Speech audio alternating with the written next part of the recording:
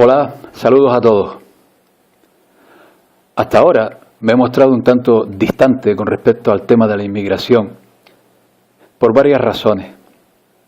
Siendo contrario como soy a la inmigración, sobre todo incontrolada, me he resistido a expresarme por varias razones, como digo, que resumo en el desgaste que supone debatir un tema tan delicado como este, en que se entremezclan xenofobia, racismo, intolerancia, y sobre todo por una razón principal que diré al final de este vídeo.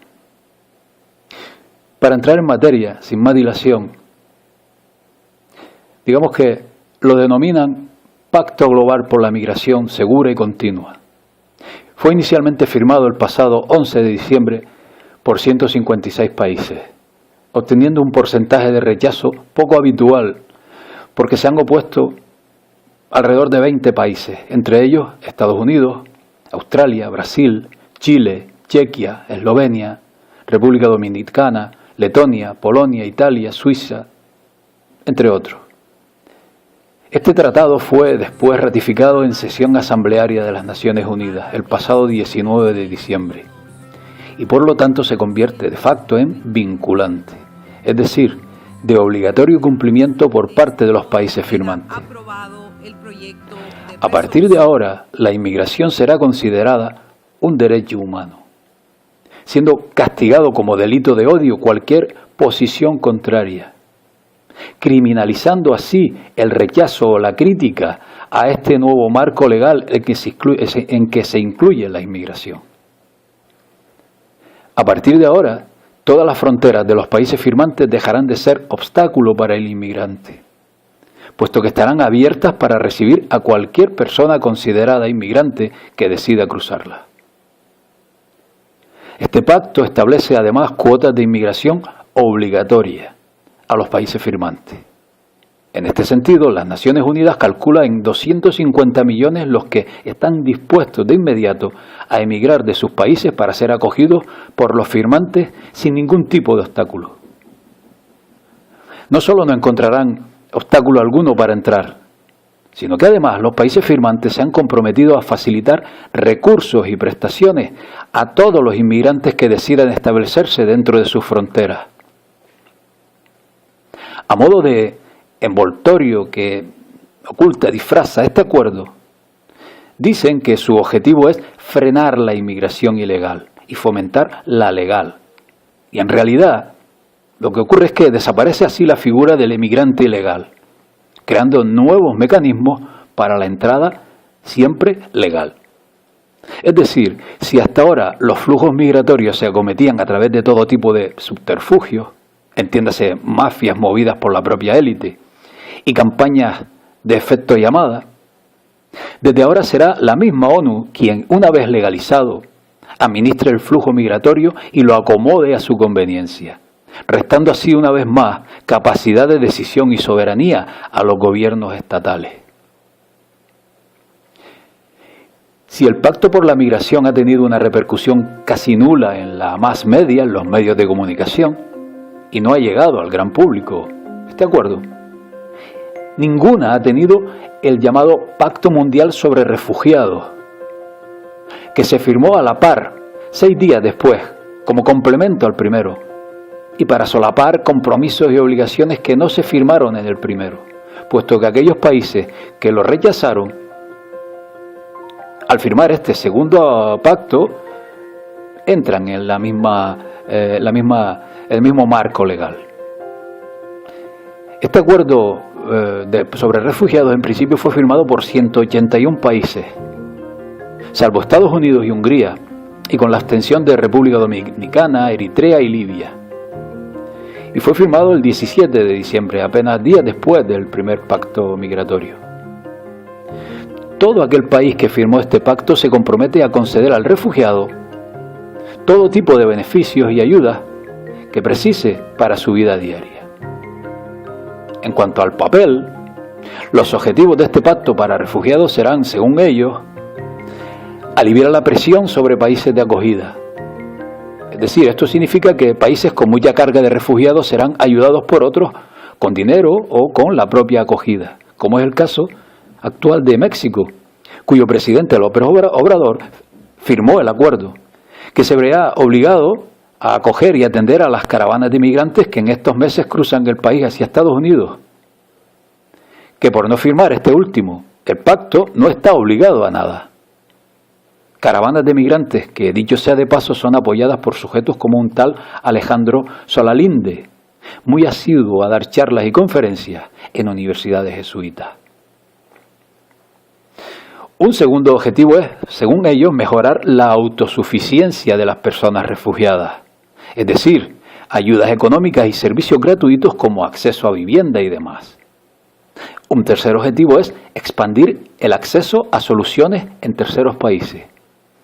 Dicho de otra manera, facilitar su traslado a otros países con todos los gastos pagados, tanto de traslado como de estancia domiciliaria en el país de acogida. Y un cuarto objetivo principal será el de fortalecer las condiciones en países de origen para un retorno seguro y digno. Un retorno que debe ser voluntario y será pagado por el país que le acoge, tanto en traslado como en posterior estancia.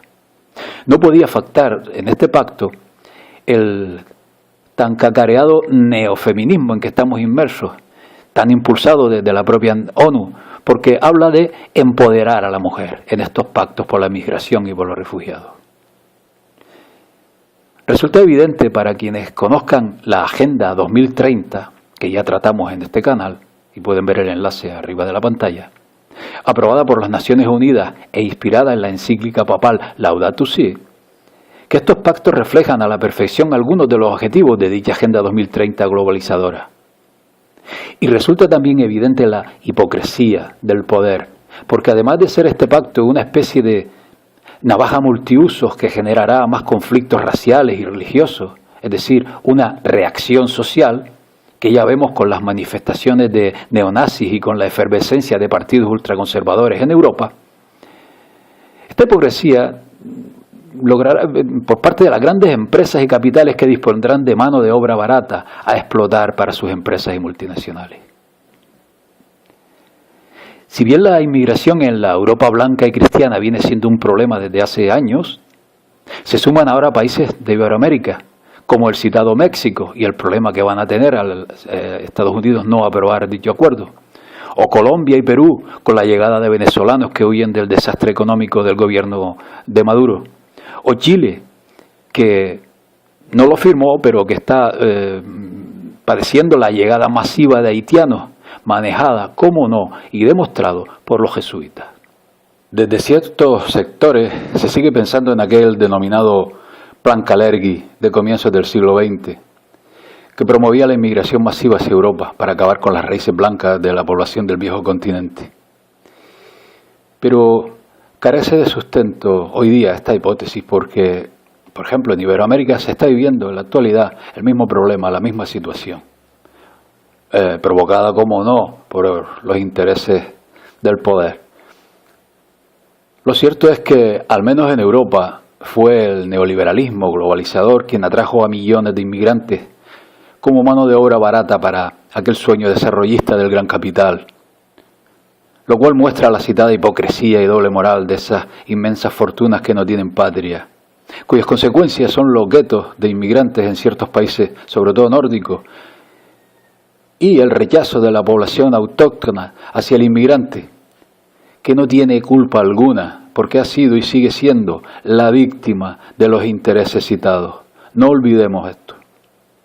Esta es la razón que omití al principio, porque el acomodado y consumista ciudadano occidental, que basa su nivel de vida y el de su país en los históricos y constantes beneficios resultantes del expolio y del saqueo a los países pobres, instaurando en ellos dictaduras y gobiernos títeres que se pliegan a los intereses del gran capital, este acomodado ciudadano europeo se rebela, y no sin razón, cuando en su ciudad, en su barrio, se instala el inmigrante, mayoritariamente de color, que además en ocasiones recibe ayudas que no son otorgadas a los autóctonos. Pero comete el ciudadano europeo el error de culparle, de señalar al débil, y calla en señalar y acusar y gritar contra los verdaderos culpables de esta situación. En estos pactos hemos visto una vez más que la inmensa mayoría de gobernantes están plegados al poder mundial. Que si dejara de saquear y expoliar a estos países, fomentando su desarrollo, y creara además planes para el crecimiento de la natalidad en los países ricos, no tendríamos este problema, solucionaríamos el tema.